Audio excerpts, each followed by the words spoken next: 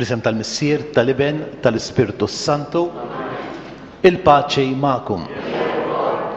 Eminenza nilqawk b'ħafna ferħ fil-komunità tagħna llum, il-komunità tar-Raj Tajjeb, illi qiegħda tiċċelebra ferħ kbir l-għażla li għamel il-Papa.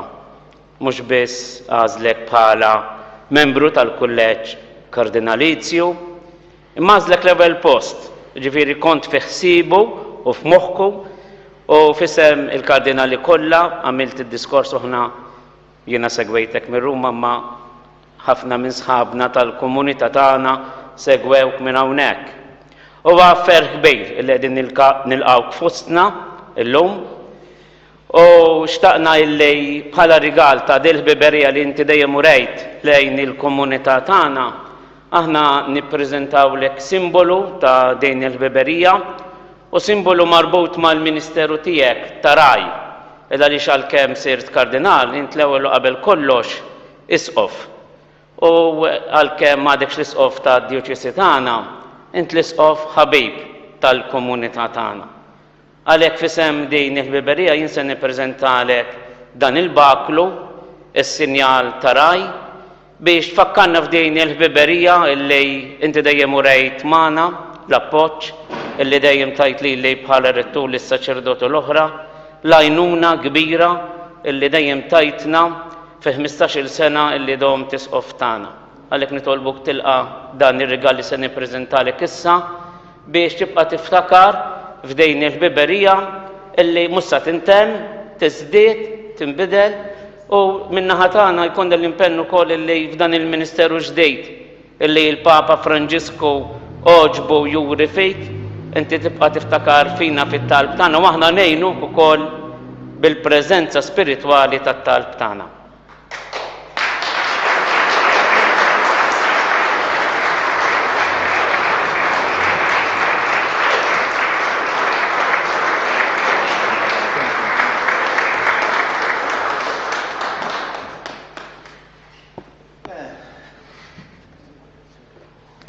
Grazzi minn qalbi tal-imħabba tagħkom. Matul dawn il-15 sena mhux jien biss tajt akkumpanjajtkom, imma intom ukoll akkumpanjajtuni. U ta' dan jiena grat ħafna. Ma kienx hemm għalfejn nibda sinjal biex tikkonfermaw li il-viċinanza tagħkom, imma napprezzah għax inserraħ fuqu, inserraħ. U meta ngħid inserraħ mhux biss fuq dal-baston, imma inserraħ fuq l-appoġġ affettiv u spiritwali tagħkom. Iva mhux ħa niltaqgħu daqshekk spiss daqskemm konna qabel. Kont niġi anke għan-novena tal-miliet, ma nafx forsi dis-sena nkun hawn. Iva, imma id-distanza ta' bejnietna m'għandix dbijiet u x'hekk. Imma l-għaqda u l-viċinanza lejn xulxejn. Allura minn qalbi grazzi donedi lilek u lill-komunità li tinġabar f'din il-Knisja ta' dan il-ġest li jiena nozzu ħafna. Grazzi.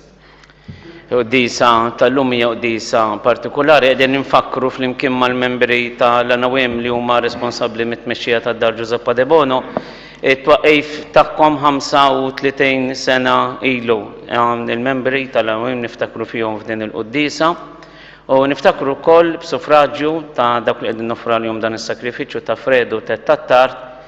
Nitolbu wkoll għall-membru tal-familja Domin Kattart li jinsab għall-kura u għall-Kira Kamilleri, tifla li niftakru tant fija fit-talb tagħna. Niftakru wkoll bħala intenzjoni ġenerali fis-sitwazzjoni f'pajjiżna u fid-dinja kollha f'dan iż-żmien ta' pandemija biex l-Ispirtu Qaddis ta' Alla jisegwina u tina soluzzjonijiet dejjem ġodda ħalli insibu l-paċi u s-serħan tal-qalb.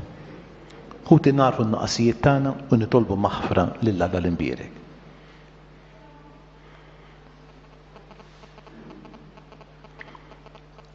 Nistqar l-Alla li jista' kollox lilkom ħuti jiena nibħafna bil-ħsieb, bil-kliem, bil-emin. Bil-ħallejt dmirijieti, ħtija tiegħi bl-ikbar ħtija tiegħi. Qalet nitlob l-imqazza Marija dejjem Verġni, l-Anġelu l-Qadisin kollha u lilkom ħuti tolbu għalija il-mulej Alla tagħna. Eħenna lina Alla li jista' kollox jaħfrinna dnubietna u jwassalna fil-ħajja ta' dejjem. Mulej ħniena, Kristu ħniena, mulej ħniena. Glorja lill-Alla fil-għolit tasmawija, paċi fl-art lill-bnedmejn tal-ida tajba. Infaħruk, imberkuk, nadurawk, nattuġġier. Irroddu lek ħajr għal-glorja kbira tiegħek. Mulej Alla, Sultan tas-sema, Alla missier li tista' kollox. Mulej bew waħdini Ġesu Kristu. Mulej Alla, ħaruf talla bin il-missier. Inti tneħħi dnubit tad-dinja ħenna lina. Inti tneħħi dnubit tad-dinja il-qattal btagħna. Fuq il-lemin tal-missier ħenna lina. Għaliex int waħdek għaddejs, int waħdek mulej, int waħdek il-ola Ġesu Kristu mal-Ispirtu Sant fil-glorja tal-missier Alla nitolbu. U Alla, bit-nissejl bla teba tal-Verġni Mqazza Marija, inti ħejjejt amara xierqa għal ibnek, kif inti qist minn qabel il-mertej tal-istess ibnek biex ħarist lill-ommu minn kull teba ta' dnub, għamil li aħna bit-talb tagħha naslu safja għandek. Dan nitolbuh bibnek Ġesu Kristu Sidna li huwa Alla li miegħek jgħix wisaltan flimkien mal-Ispirtu Sant għal dejjem ta' dejjem. Amen.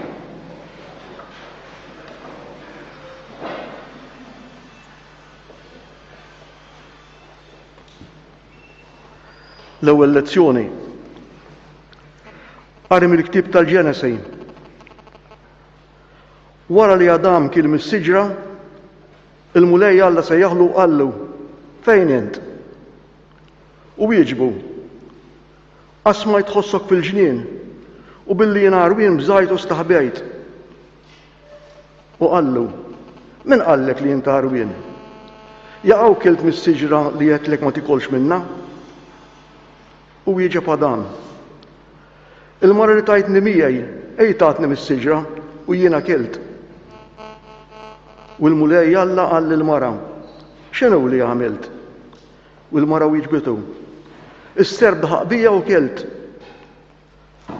U l-mulej Alla qal lis-serb, talli għamilt hekk, int tkun l-iżjed misħud fost il-bejjem kollha u fost l-annimali selvaġġi kollha. Int timxi għal zaqqek u tiekol it-trab għal ħajtek kollha. In-nies il-mibeda bejnek u bejn il-mara, bejn nislek u bejn nisilha. U jaffiġlek rasek u inta tanlu għarqubu.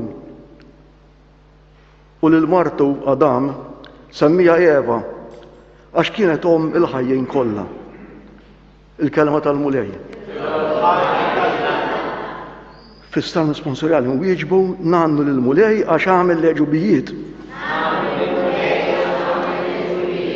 Għannu l-mulej għanja ġdida għax għamil leġubijiet, ġibitlu r-rebħa l-lemenija tijaw u d-driħem għaddes tijaw fl-imkien. Għannu l-mulej. Għarra fil-mulej s-salvazzjoni tijaw fajnejn il-ġnus wera l-ġustizja tijaw. Ftakar fit-jubitaw u fil-fedata tijaw għal dar Izrael fl-imkien. Raw it-truf kollha tal-art, is-salvazzjoni ta' Alla tagħna. Għajtu bil-fer li l-mulej fl-ar kollha, infexxu fil-għana, ifirħu u għandu fl-imkien.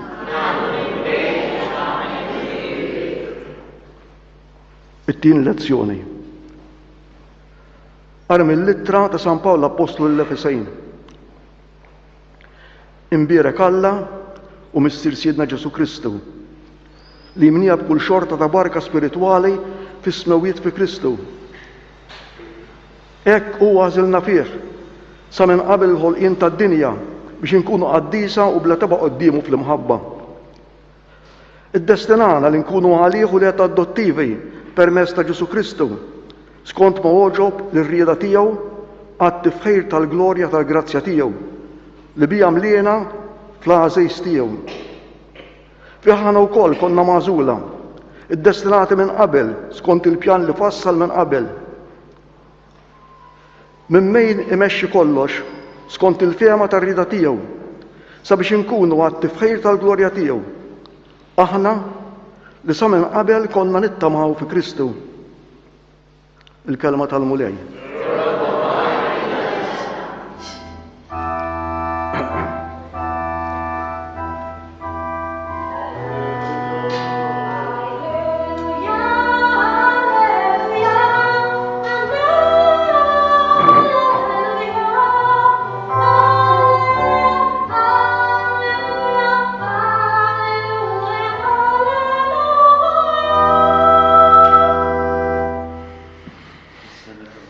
Slima għalejk, Marija, mimlija bil-grazzja. Il-mulej miegħek, imbirka intaj fost in-nisa.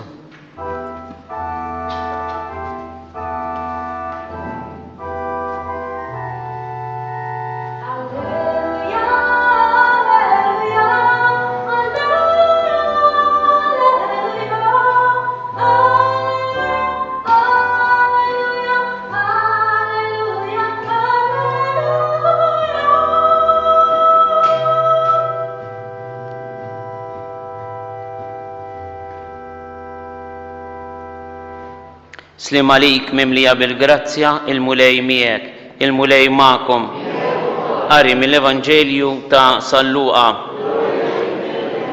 F'dak iż-żmien l-Anġlu Gabriel kien mibgħut minn Alla f'belt tal-Galilea jisimha Nażaret, għanċeba marsa ma' raġel jismu Ġuseppi mid-dar ta' David, u x-xebba kien jisimha Marija.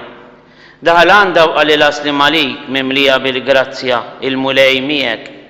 Għal dal-klim tħawdet u bdiet titħasseb bejna u bejn ruħa se tfisser dik it-tislima. Iżda l-Anġlu qalilha tibżax Marija għax insibt grazzja quddiem Alla.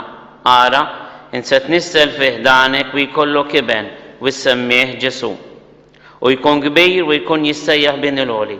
U l-mulej Alla jagħtih it-tron ta' David missieru. U jsaltan fuq dar Ġakob għal dejjem u s-saltna tiegħu ma jkollix tmiem. Iżda Marija qalet lill-Anġlu kif ikun dan la darba ma narafx raġel, weġiba l-Anġlu qalilha l-Ispirtu Santu jiġi fuqek u l-qawwa tal-għoli tixħet id-del tagħha fuqek. U għalhekk dak li jitwielet minnek ikun qaddis u jkun jissejjaħ bin Alla. U wara, il-qariba tiegħek Eliżabetta hija wkoll nislet iben fih dana u dan huwa s-siċċar għalija li kienu jgħidu li ma jistax ikollha tfal. Għax għal Alla m'hemm xejn li ma jistax isir. Mbagħad qalet Marija, hawn jien il-qaddejja tal-mulej ħajsir minni skont kelmtek u l-Anġlu telaq meħdejja. Il-kelma tal-mulej tifhi?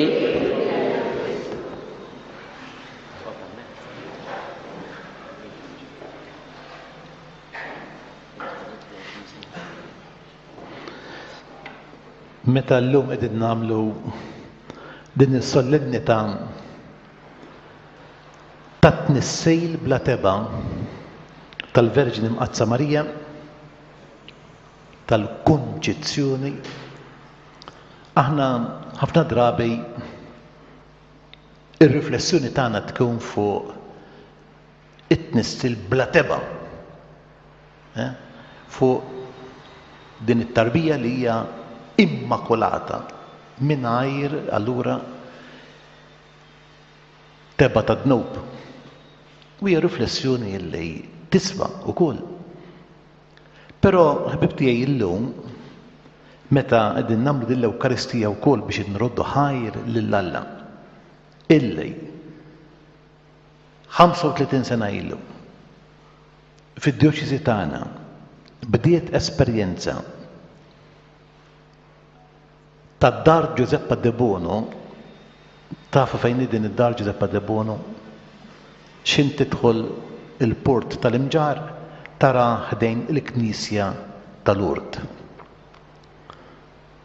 Dak iż-żmien bil-barka tal-predeċessur tiegħi l-Isqof Kawkej id-djoċesi fetħet din id-dar. Li lan tagħha biex tiċċelebra l-ħajja, biex tkattar kultura favur il-ħajja biex tkattar lozza favur il-ħajja. Allura, la darba l-lum qegħdin ngħidu grazzi l-bambejn ta' dan, jiena nirriflettet imma kif jista' jkun din is-solenità tal-kunċizzjoni tenna nkomplu napprezzaw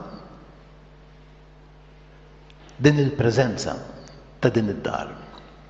Għaliex veru Marija hija mingħajr teba l-Immakulata, imma qabel ma seħ dan il-miraklu kien hemm miraklu ieħor, it-tnissejl tagħha. Xi darba dan jaħarbilna għax nenfasizzaw l-aspett tal-grazzja immakulata u donnu nittraskuraw lej il-grazzja isserraħ tibni fuq in-natura. U x'inhi n-natura? Illi kien hemm qatt ta' mħabba bejn Ġwakkejn u Anna, il-ġenituri ta' Marija, u tnislet din il-ħajja. Ftit nafu fuq Ġwakkejn u Sant'Anna, imma hemm Vanġeli, jidulu l-Vanġelu ta' San Ġagbu, li mhux wieħed mill-erba' Vanġeli illi aħna naqraw u nżommu bħala rivelati, imma għandu l-orru tiegħu li jirrakkonta ftit fuq din il-koppja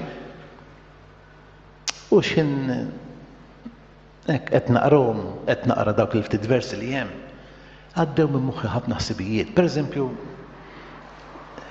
Ġwakkejn u Anna kienu nies żewġ persuni mobbijin biż-żmien għax kienu ilhom jixtiequ li jkollhom il-frott imma kienu sterili. Però din ix-xewqa tagħhom li jkollhom il-ħajja ma metietx. U għax ma metietx f'mument tal-istorja ikun hemm intervent min-naħa t'Alla u titnissel dik li llum qed nagħmlu il-festa tagħha, titnissel Marija. Allura l-ewwel ħaġa ngħid imma kemm hi ħaġa sabiħa illi anke fostna għaw din ix-xewqa għal ħajja. U ħbib tiegħi ma naħduhiex bħala ħaġa wiwa mhux naturali illi l-darba tnejn jidħlu għażwieġ jiffurmaw familja. Le, mhix naturali. Tant mhix naturali illi illum ħanejtek l-Ewropa qed tixjieħ għaliex ir-rata ta' twelejt nieżla. U dak xi fisser li s-soċjetà Ewropea m'għandix din ix-xewqa daqshekk qawwija li tiċċelebra l-ħajja għal ħafna raġunijiet. Imbagħad jgħaddili minn moħħi ngħid imma min jaf Ġwakkejn u Anna kemm għaddew minn dbatija. Dbatija għax ma kellhomx tfal. L-istorja tgħid li kien hemm assis tat-tempju u darba ltaqa' ma' Ġwakkejn u taħċamata għallu inti disgrazzjat qoddim Alla.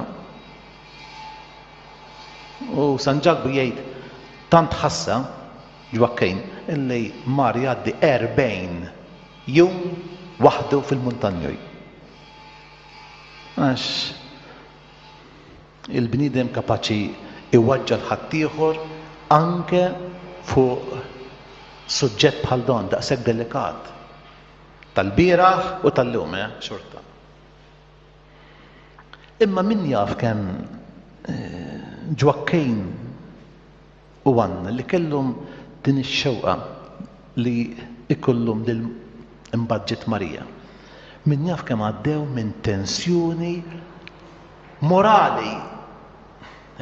X'ħan għamlu tgħid biex din ix-xewqa tagħna isseħħ tiġi realtà. X'ħan għamlu? Nużaw kull mezz, kikullum ngħidu kull mezz li tagħtina x-xjenza, il-laboratorju biex aħna nwettqu x-xewqa tagħna. Jien naħseb dawn huma tensjonijiet kbar tqal illi għaddu wkoll mill-qalb u mill-moħħ tal-koppji tagħna, ħbib tiegħi. U m'inhiex ngħid hekk biex nikkundanna jew nikkritika, imma biex nifhmuhom iktar. U anki aħna bħala Knisja, aħna bħala Knisja għandna prinċipji ċari hekk. Imma xejn niġu biex napplikawhom irridu noqgħdu attenti. Għaliex mhux il-bniedem għas-sibt, imma s-sibt għall-bniedem. U allura rrid niftakar illum f'dik it-tensjoni li għaddu minnha ħutna li għandhom din ix-xewqa qawwija bħalma kellhom ġwakkejn u Anna. U aħna ma nistgħux neqtewlu mis-sentenza hekk kemm tfaqqa jdejk. Aħna rridu nakkumpanjawhom,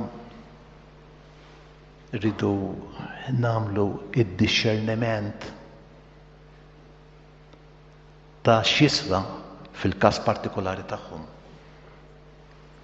U da qed ngħidu wkoll biex ma nqogħdux nitkażaw b'dak u bl-ieħor. Għax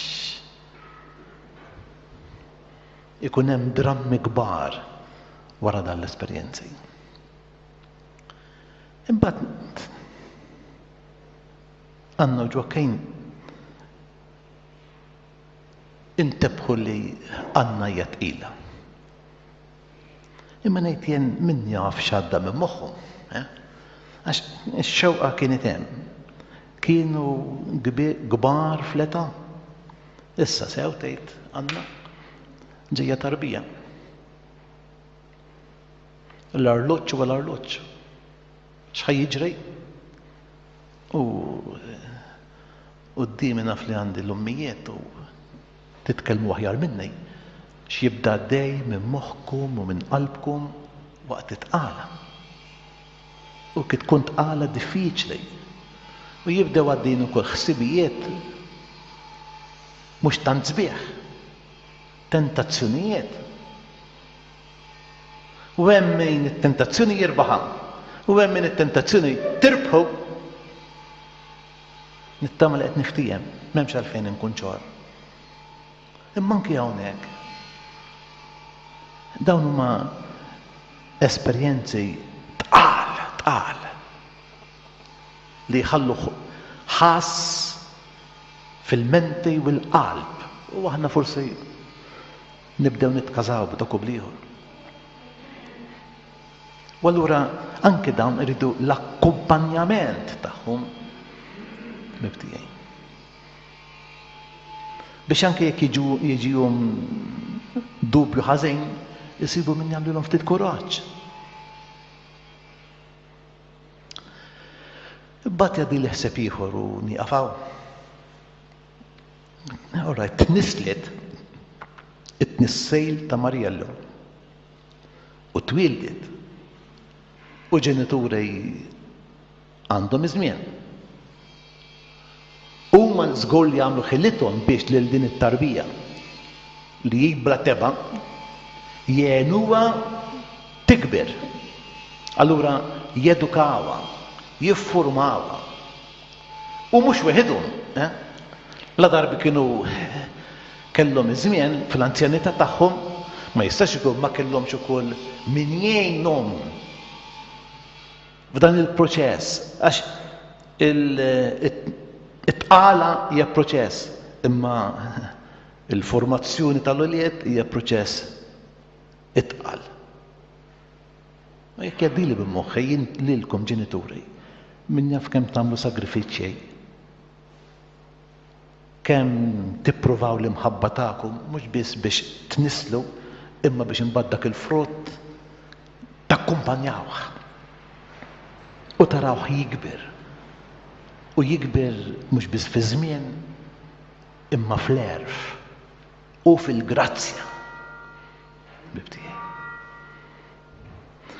Meta tnejt dan kollu jien għandi f'moħħu wkoll id-dar Giuseppa De Bono. Dan is-santwarju tal-ħajja fid-djoċisi tagħna. Min jaf matul dawn il-35 sena x'esperjenzi tista' tirrakkontalna din id-dar.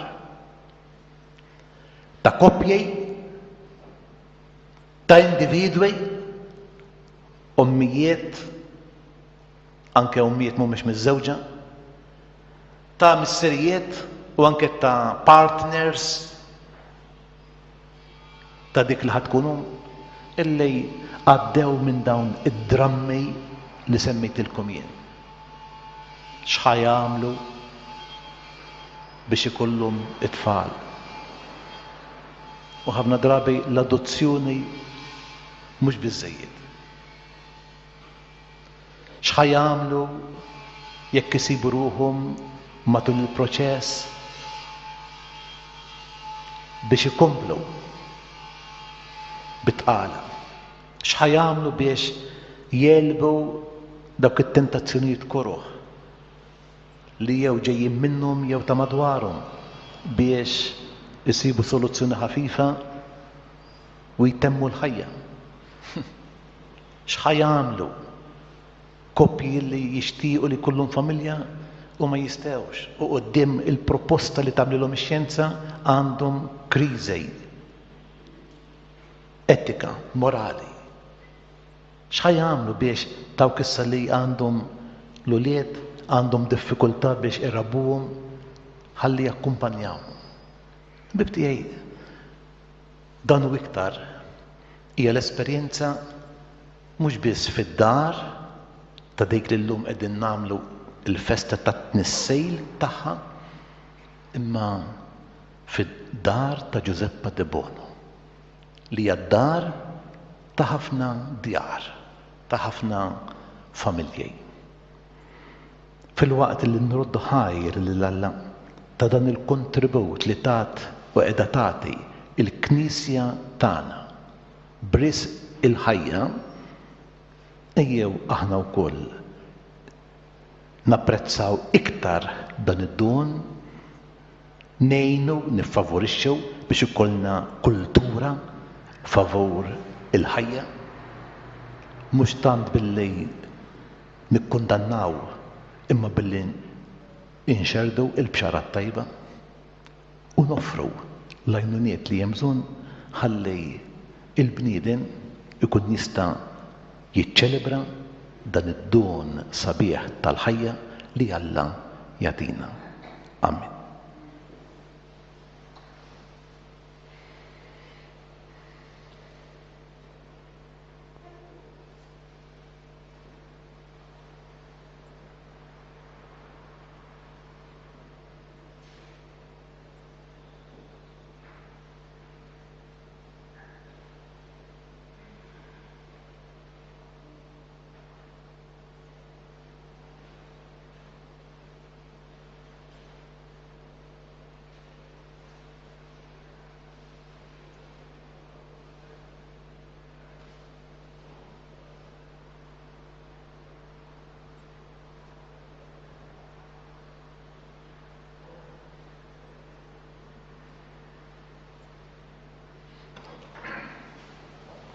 Flimkien nistqarru il-fidi tagħna. Jiena nemmen falla wieħed il-missier jista' kollox li ħalaq is-sema u l-art. Dak kollu li jidher u dak li ma jidhirx. Mulej wieħed Ġesu Kristu, ibn waħdini ta' Alla, imnissel mill-missier qabel kull żmien. Alla minn Alla, dawl minn dawl. Alla veru minn Alla veru. Imnissel mhux magħmul. Natura waħda mal-missier u bih sar kollox. niżel is-smawiet għalina l-bnedmin u għal-fidwa tagħna u ħal ġisem bis-setta tal-Ispirtu Sant minn Marija Verġni u sar bniedem. Salbu ħalina, bata taħt Ponzi Pilatu, mietu difnuh, fit-tielet jum qam mill-wiet skont il-kodba mqazza. Tal-assem qiegħed fuq il-lemin tal-missier u għandi jerġiġ bil-glorja biex jagħmel ħaq mill-ħajjejn u l-mejtejn. Is-salta tiegħu ma jkollix tmiem. L-Ispirtu Sant mulej li għagru l-ħajja li ġej mill-missier u mill-liben. L-lumej weġġa fl-imkien mal-missier u mal-liben u li tkellem fom il-profeti fi knisja waħda qaddisa kattolika apostolika nistqar b'mudija waħda għal mafra ta' dnubiet nistanna l-qawma mill-wiet il-ħajja ta' żmien li ġej nifirħu illum fil-mulej u nagħtu ħġieħ għaliex bit-nissej li bla teba tal-Verġni Marija huwa oġbu jħejji l-amara xierqa għal ibnu. Nitolbu biex il-Verġni Marija Alla u omna tħarisna u wara din il-ħajja turina l-frott imbierek tal-ġuf tagħha Ġesu.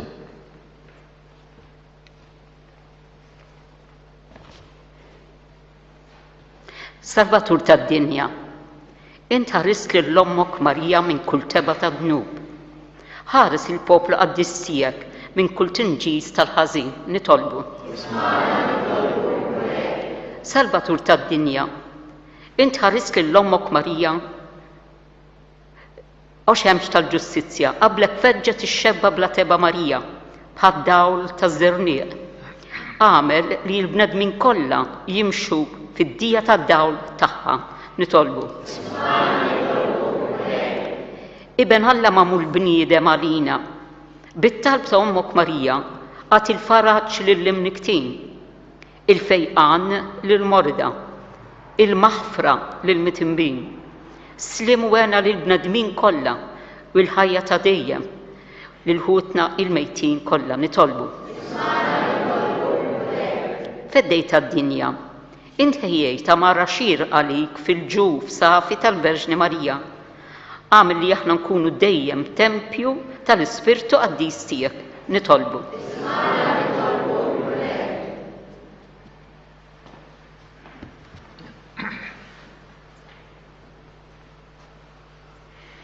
Muri Alla tagħna inti jrid li d-dawl tad-dija tiegħek jiddi fil-ġmiel tat-tnissejl tal-Verġni Marija.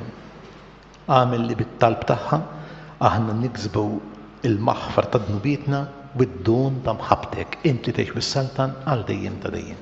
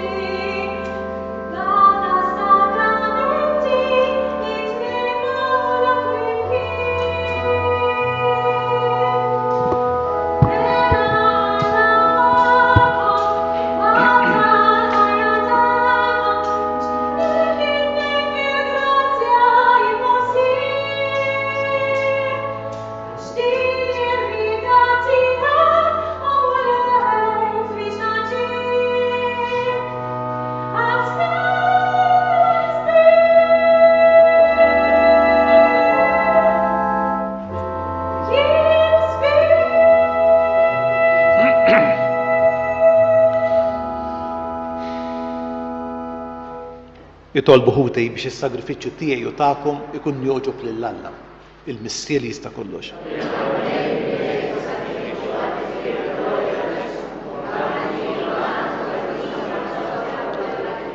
Ilqamu lej il-vittma tas-salvazzjoni li sejrejn nofrulek fis-solenità tat-tnissejl bla teba tal-Verġni Imqazza Marija. Biex kif lila tajta l-grazzja minn qabel u ħarista minn kull teba ta' dnub, hekk ukoll lilna bit-talb tagħha teħlisna minn kull ħtija bi Kristu Sidna. Il-mulej magħkom nerfew lubna l fuq. Niżu ħajr lill-mulej Alla tagħna. Sewwa u xieraq tas-sew mulej mis-sirqa dej salla ta' dejjem li tista' kollox tajjeb u ta' ġej tas-salvazzjoni tagħna li dejjem u kull imkien irrodulek ħajr. Inti ħarist lill-Verġni Imqazza Marija minn kull teba tad-dnub tan-nisel u żejjinta bil-milja tal-grazzja tiegħek. B'hekk ħejjejta bħala om xierqa għal ibnek u fija wrejt il-bidu tal-Knisja l-arusa tiegħu kollha sbuħija bla ebda tikmixa jew teba. U bħala il-Verġni l-aktar safja kellha ġġib fid-dinja lil-ibnek il-ħaruf bla teba li ħassar ħtijietna u inti ħtarta fost kulħadd biex tkun għall poplu tiegħek avukata tal-grazzja mera tal-qudusija. Għalhekk flimkien mal-qtejja tal-Anġeli bil-ferħ intennulek u flimkien ngħidulek għaddejs. Isma witu l-ard mimlija bil-glorja tiegħek. Osanna fil-għoli tas-smawiet. Mbierek minn ġej fisem il-mulej osanna. Għaddejs tas-sew int mulej, inti lajn ta' kull qudusija.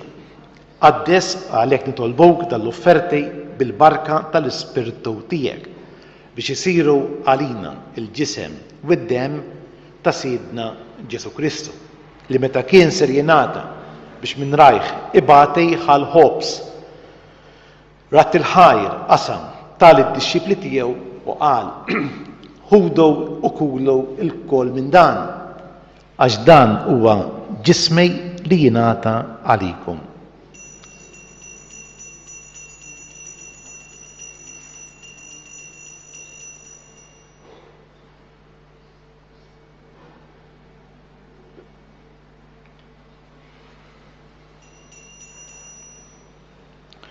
Ekku kol wara l-ikla ħal kalċej reġa' rat il-ħajr tal-id-dixxipli tiegħu qal ħudu biex xorbu minnu il-koll. Għax dan huwa il-kalċej ta' demmi tal-patt il-ġdejt li jibqa' dejjem, id-dem li jixxerret għalikom u għall-bnedmin kollha għal maħfra tad-dnubiet. Għamlu dan b'tifkira tiegħi.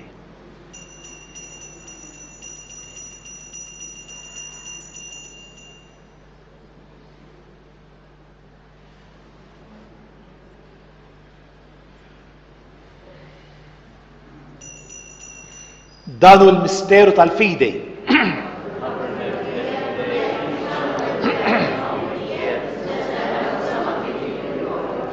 Għalhekk mulej aħna nagħmlu dan b'tifkira tal-mewt u l-qawmien ta' Sidna Ġesu Kristu nofrulek il-ħobs tal-ħajja il-kalċej tas-salvazzjoni u rroddulek ħajr għax għoġbok tilqana hawn quddiemek biex naqduk.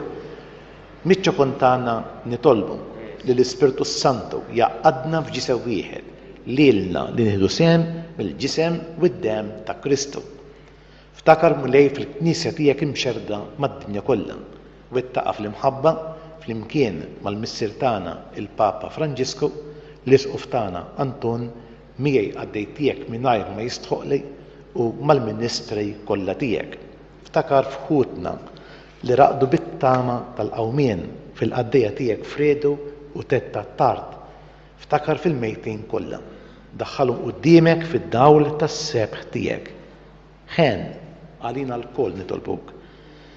Għati lilna wkoll il-wirt tal-ħajja ta' dejjem flimkien mal-Verġni Imqazza Alla Marija, ma' San Ġusepp, mal-Apostli, mal-qadisin kollha li jgħixu fil-ħbiberija tiegħek sa mill-bidu tad-dinja. Għamil li magħhom infaħruk u nsebħuk b'Ġesu Kristu ibnek.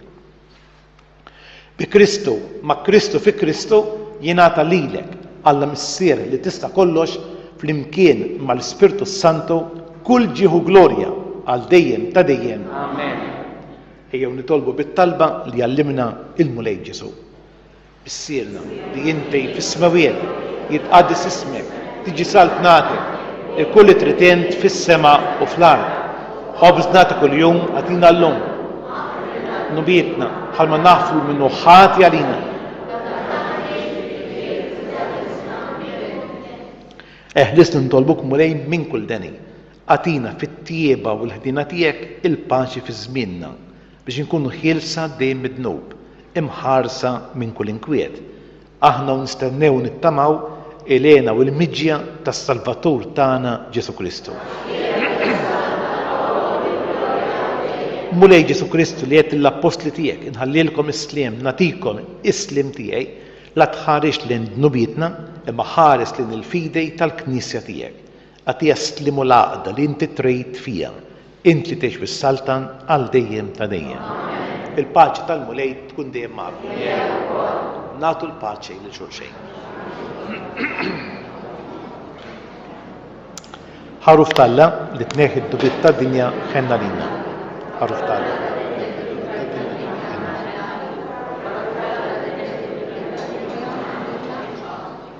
Danu l-ħaruf Talla, danu li neħħi d-nubiet tad-dinja, ħenjejn dawk mistiedna għall-ikla tal-ħaruf.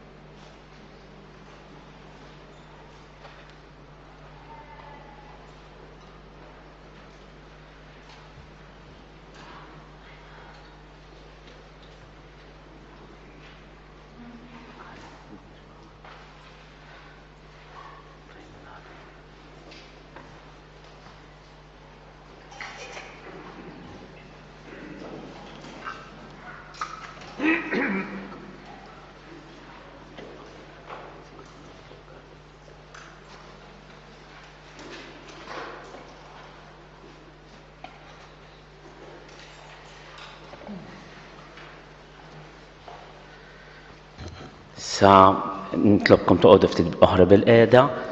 Għandna poeżija tal-okkażjoni li kitibha l-Kavallier ġewwa Tart. Imbagħad wara se nagħmlu ġest tal-bdil tal-Kallotti li hija s-sinjal ta' dan it-titlu ġdid li rċieva l-Isqof Marju bħala kardinal biex inżommuha tifkira fil-Knisja tagħna. L-ewwel il-poeżija imbagħad nagħmlu l-bdil tal-Kallotti.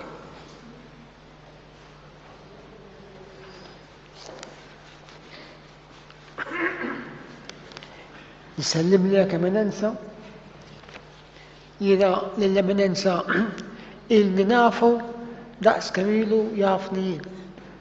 Jiena li xina lill-eminenza niftakru daqsxejn ta' żagħżugħ intelligenti fuq il-bankijiet tal-liċej. Fejn hemmhekk għallimtu l-Malti.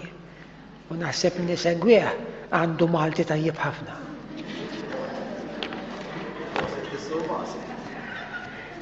Lill-ewwel Kardinal Awċi. Niftakrek fuq bank l-iskola, student biżjel u ħawtil. U minn kif kont iġġib ruħek, mill-ewwel int tajtna xi ħiel. Dmirijietek int kont taqdi, sa ma bdejt titfarfar sewwa. Tbissima tilab fuq fommok, ma kontx taf x'inhu medewwa. Spiċċajt ħalt is-seminarju biex tistudja l-saċerdot. Fuq il-passi tal-imgħallem ħajtek fassalt b'dan il-mod. Wara ħallejt ix-tuttana u spiċċajt fil-belt eterna sabiex tkompli hemm titħarreġ, tiftaħ moħħok u tiddixxarna. Lura f'Għawdex ġewwa l-Kurja ħdimt ħabbrikt tlong bla waqfien. Kappillan fraħal tfulitek mażul ġejt wara ftit żmien. Iżda hawnhekk ma domx wisq tmexxi, triq oħra kien hemm għalik is-Isqof ta' Għawdex Ruma qalet il-baklu fidejk tagħtik. 15-il sena tgerbu tmexxi lil din il-merħlawċija lila twisseb, twiddeb teħles minn kull awċ illi jerrija. Sakemm feġġet il-ġurnata li mill-ġdejt Ruma kelmitek, segretarju minn tas-Sinodu, għal darb'oħra din sejħitlek. Kont diġà bdejt tmitt onqok f'din il-karika prestiġjuża. Iżda l-Papa milli jidher għalik kellu spaċi jusa. U mit-tieqa ta' kamartu ħabrilna l-int kardinal lejn l-aħħar minn ta' Novembru fost il-ferħ tal-kbar u iż-żgħar. Eminenza,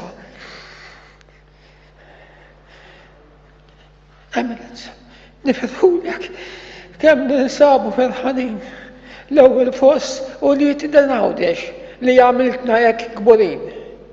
Flimkien aħna ser nitolbu lill-omna minn tas-Sikors u lill-Papa Kbir Gregorju li l-ħajtek jimlew bil-għos sabiex mal-qdusija tiegħu tistinka l-Knisja tagħna biex din tikber u tinferex u bil-grazzja dlonk tistana.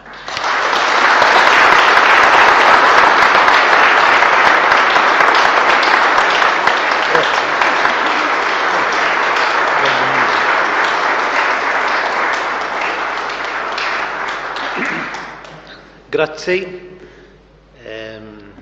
mhix l-ewwel darba li inti esprimejt il-rispett tiegħek lejja lejn il-Ministeru tiegħi. U għal darb'oħra jiena ngħidlek grazzi ta' dak kollu li inti għamilt miegħi. Inti wieħed minn dawk li għend kif qed fl-omelija lill-ġenituri tiegħi fil-formazzjoni tiegħi. U meta nsellem lilek qed insellem lill-kollegi tiegħek kollha ħajjejn u mejtejn illi matul il-kors tal-formazzjoni skolastika tajtuni dak li jien. Grazzi, bumbinjien.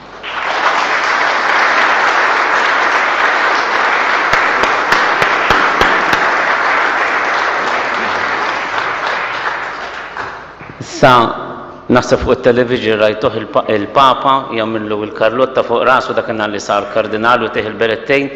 Issa sa nibdlu dejn il-karlotta biex inżommuha tifkira mhux dik tal-Papa x'ilu jibdel xi tnejn. Imma jtina waħda biex inżommuha tifkira tagħna ġibnija wkoll minn Ruma fl-okkażjoni sabiħa tal-konċistorju ta' din is-sena.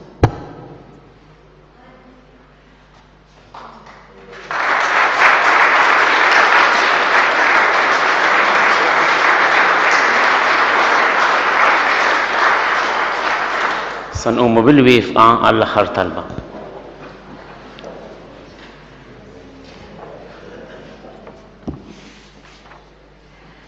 Mulej Alla tagħna it-qaribina mqazza li għamilna tfejjaq fina l-ġrieħi ta' dik il-ħtija li minna baġi kbir ħarist lill-Verġni imqazza Marija fit-tnissejl tagħha bi Kristu Sidna. Amen.